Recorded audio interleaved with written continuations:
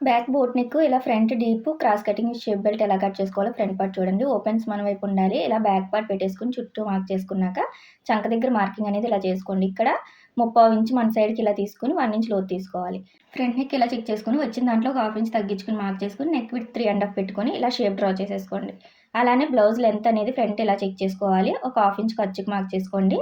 Hooks పట్టి దగ్గర నుంచి ఇలా పెట్టుకొని షేప్ బెల్ట్ వరకు ఇలా మార్క్ చేసుకొని 1 ఇంచ్ ఎక్స్ట్రా మార్క్ చేసుకోవాలి. ఖర్చుకి డాట్కి ఇటు సైడ్ 2.5 ఇక్కడ నుంచి ఎవరికైనా 2.5 పెట్టుకొని డాట్ కోసం కూడా ఇలా 2.5 మార్క్ చేసుకోండి. ఈ రెండిట్లకి మిడిల్ మార్క్ చేసుకొని పైకి 2.5 పెట్టుకోవాలి. బ్యాక్ పార్ట్ని తీసుకుని ఇలా కొలుచుకోండి. ఇక్కడ ఎంత వచ్చిందో అందులో 1 ఇంచ్ తగ్గించుకోవాలి. 9.5 వచ్చింది. ఇప్పుడు ఇక్కడ నుంచి ఇలా చెక్ చేసుకోండి. మిడిల్ డాట్ అనేది వదిలేసుకుని మళ్ళీ అక్కడ నుంచి ఇలా చెక్ చేసుకుని 9.5 ఎక్కడ వచ్చిందో అక్కడ మార్క్ చేసుకోండి. ఇలా మార్క్ చేసుకోవడం వల్ల హుక్స్ పట్టి కాజా పట్టి మధ్య గ్యాప్ రాదు.